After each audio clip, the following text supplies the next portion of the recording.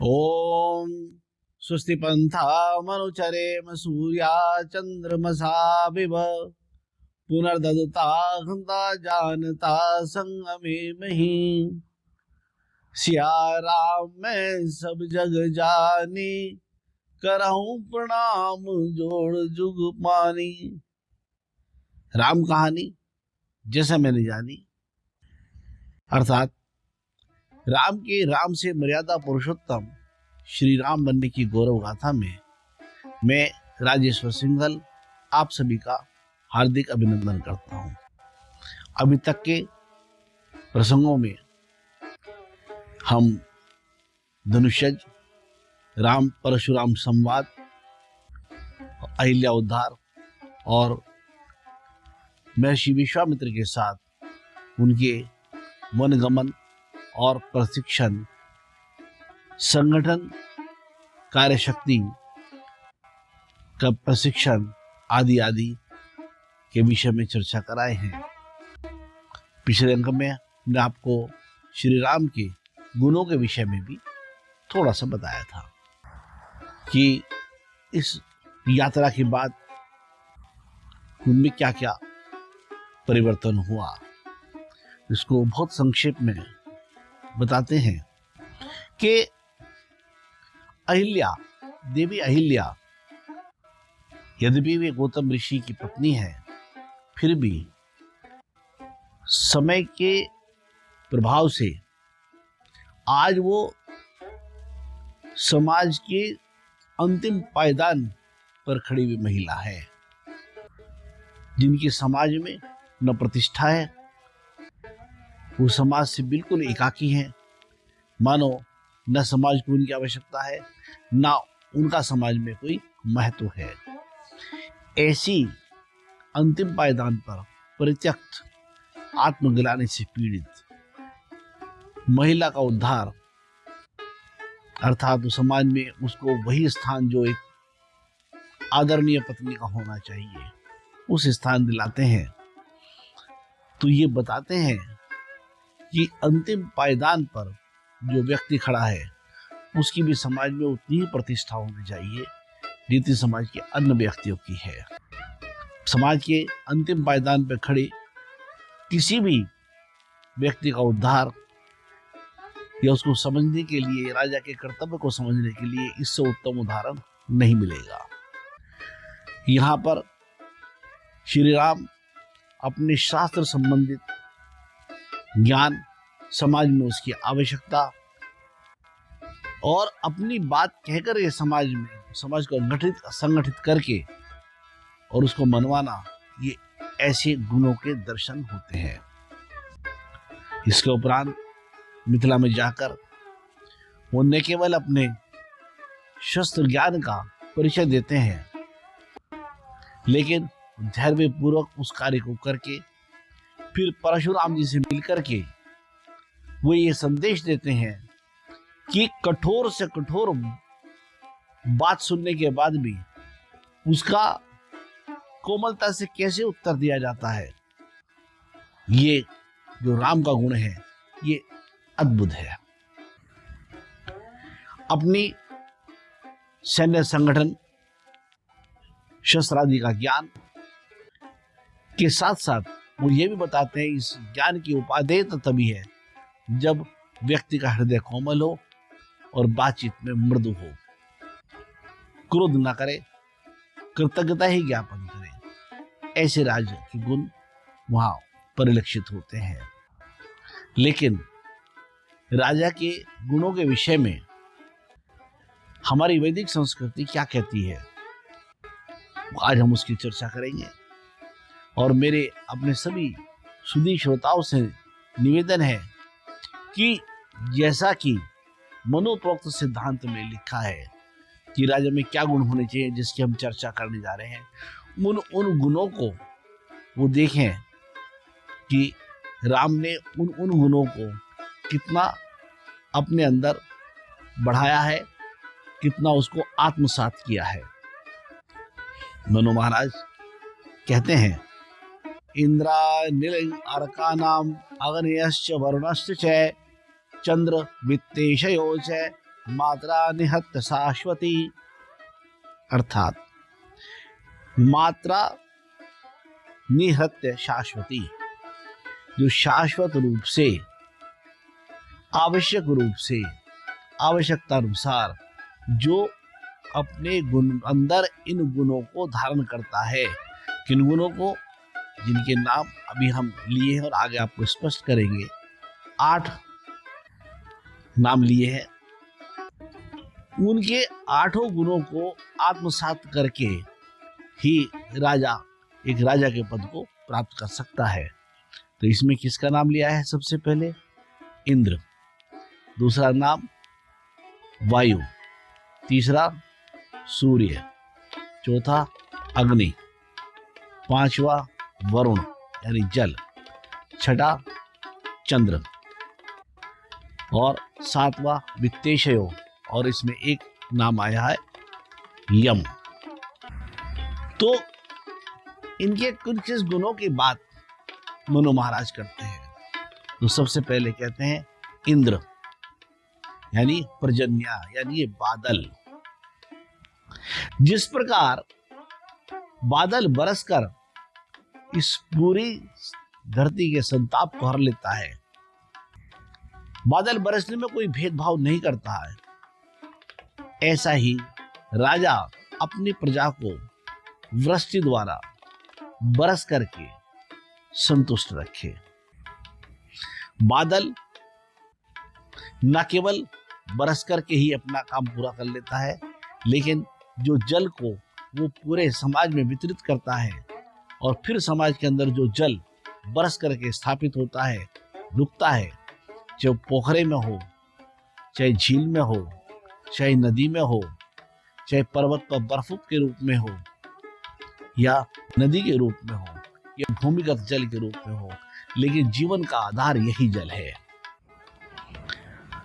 जिस प्रकार यह जल सभी अन्न आदि औषधियों के उत्पादन का कारण है, इसी प्रकार राजा भी जिस प्रकार जल सारभूत है, ऐसे ही धन ऐश्वर्य का सारभूत कारण आधारभूत ढांचा है। किसी देश का आधारभूत ढांचा, किसी राष्ट्र का आधारभूत ढांचा उसके ऐश्वर्य, उसके विकास और उसके रोजगार आदि आदि सभी कारणों का कारक है। इसीलिए कहा है कि इंद्र के स्वरूप होकर के, बरसात के स्वरूप होकर के वो सब प्रजा का वृष्टि बरस करके तृप्तिकारक हो। भयंकर गर्मी के बाद जब बादल बरसता है तो मानव धरती के ऊपर एक तृप्ति छा जाती है। ऐसे ही राजा भी अपनी प्रजा को तृप्त रखे, ऐसे गुण को वो अपने अंदर धारण करे। नंबर 2, वायु। वायु, जैसे वायु के लिए कोई भी स्थान अछूता नहीं है। शरीर के अंदर भी सांस लेने और सांस निकालने के माध्यम से इस सारे शरीर में वायु संचरण करती है। इसी प्रकार पूरे राष्ट्र के अंदर वायु संचरण करती है। तो राजा भी वायु की तरह से अपने राज्य के अंदर संचरण करे और राज्य की सारी गतिविधियों का लेखा जोखा रखे। कोई भी रहस्य ऐसा ना हो जो राजा से अछूता रह जाए। इसलिए राजा का एक गुण है, राजा इस गुण को धारण करे कि जैसे वायु सब चीजों को जानती है, ऐसे ही राजा भी अपनी प्रजा के विषय में सब कुछ जाने। सांस और प्रश्वास दोनों को मिलाकर के प्राणायाम बोलते हैं, और ये प्राणायाम स्वास्थ्य का कारक है। इसी प्रकार राजा भी स्वास्थ्य संबंधित कार्यों को अपने राज्य में इस तरह से स्थापित करे कि उसके देश की जनता स्वस्थ रहे। इस प्रकार वायु के गुण को धारण करके राजा के गुणों को धारण करता है। जो इन गुणों से वंचित है वो राजा के गुणों से भी वंचित है। तीसरा, यम। यम को धर्मराज भी कहा है, और ये ईश्वर की नियंत्रण और मारक क्षमता है। इसी प्रकार न्याय व्यवस्था। न्याय व्यवस्था के 3 पार्ट है, दंड नीति, आन्वीक्षिकी यानी न्याय, और आत्मविद्या यानी न्यायपूर्वक दंड को दे। और वो दंड किस प्रकार दे?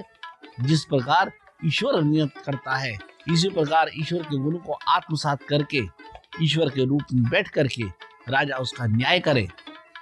यही यम के गुणों को राजा के अंदर धारण करना है। तत्पश्चात सूर्य। पृथ्वी पर जीवन का आधार अगर है तो सूर्य है। तो राजा भी अपनी सभी प्रजा के पालना में सूर्य के भांति उनके जीवन का आधार बने। जिस प्रकार सूर्य स्वयं प्रकाशित है, सूर्य को देखने के लिए किसी अन्य अवयव की आवश्यकता नहीं है। कोई सूर्य को देखने के लिए लालटेन जला करके या बैटरी लेकर के नहीं जाता, सूर्य स्वतः प्रकाशित होता है।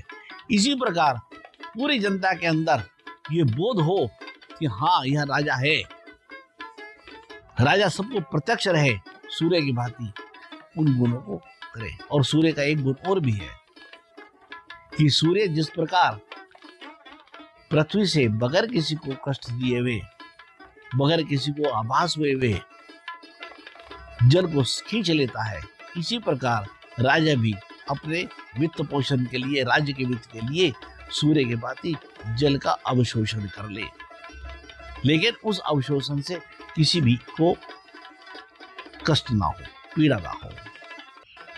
तो इस उचित मात्रा में इस प्रकार सूर्य के गुण को ग्रहण करना राजा के लिए आवश्यक है। तत्पश्चात अग्नि। जिस प्रकार अग्नि का रूप तेजोमय है, तेजस्वी है, वर्चस्वी है, इसी प्रकार राजा भी तेजस्वी और वर्चस्वी हो, राजा के अंदर ये गुण हो। जिस प्रकार अग्नि में जाकर के सोना भी कुंदन बन जाता है, अपवित्रता भी नष्ट होकर पवित्रता में बदल जाती है, इस प्रकार राजा भी अपने राज्य के अंदर अगर कोई दोषी है तो उनको अग्नि में तपा करके पवित्र किया जाता है। ऐसे उनके दोषों को अग्नि के रूप बन करके जला करके उनको दोष मुक्त कर दे।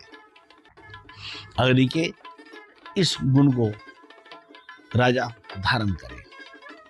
तत्पश्चात जल। जल की महत्ता जीवन में सबसे अधिक है। जल पीते ही सबसे पहला आभास शीतलता का होता है, ठंडक मिल जाती है। ऐसे ही राजा को देखने के, राजा की उपस्थिति से इस शीतलता का, ठंडकता का अभाव हो, आभास हो। दूसरे, जिस प्रकार जब बहुतायत में जल होता है तो उसके अंदर भंवरे उत्पन्न हो जाते हैं, आवृत उत्पन्न हो जाते हैं और उसमें जीव जंतु फंस जाते हैं। इस प्रकार राजा की व्यवस्था इस तरह से हो कि जो भी दोषी, दुष्ट और दूसरों को कष्ट देने वाले व्यक्ति हैं, उनको जैसे पानी का भंवर उन्हें फंसा लेता है, ऐसे राजा भी ऐसे दुष्ट और दोषियों को अपने भंवर जाल पे फंसा ले। तत्पश्चात चंद्रमा। चंद्रमा रस का कारक है। जब रात को चंद्रमा चमकता है तो तभी अन्न और औषधियों में रस उत्पन्न होता है, रस की अभिवृद्धि होती है। तो राजा भी अपने राज्य में इस रस और औषधियों गुणों की अभिवृद्धि करे। उसे देखकर जनता में एक आह्लाद उत्पन्न हो, एक खुशी की लहर दौड़ जाए, ऐसा राजा का व्यक्तित्व हो। सौम्यता राजा के अंदर भी हो और उसका परिलक्षण पब्लिक में भी हो। सौम्य व्यक्तियों की राजा रक्षा करे, सुरक्षा करे। तो इस प्रकार आह्लादकारक राजा का व्यक्तित्व हो तो उसमें चंद्रमा के इन गुणों को अपने अंदर धारण करे। तत्पश्चात वित्तेश, धरती, क्योंकि धरती ही सब धन का खजाना है। हीरे मोती जितने जवाहरात हैं सब भूमि के अंदर ही मिलते हैं। जितने भी धातुएं हैं वो सब धातुएं पृथ्वी के अंदर ही मिलती हैं। इसलिए पृथ्वी को वित्तेश कहा है। और पृथ्वी पर जिस तरह से अलग अलग धन और धन और हीरे जवाहरात आदि बिखरे पड़े हैं, ऐसा भी राजा के राज्य में ये नहीं है कि सब राजकोष में ही हो, उसकी समस्त प्रजा के बीच में धन धान्य आदि की प्रचुरता हो। वेदों में एक मंत्र आया है, बहुत सुंदर मंत्र है पृथ्वी के बारे में। वो कहते हैं परमात्मा कि जन्म जन्म विभ्रति बहुधा विभाजसम नाना धर्मानाम पृथ्वी यथोकसम सहस्त्रम धारा द्रविणस्य मेदुहा ध्रुवेव धेनु रण पस्फुरंती।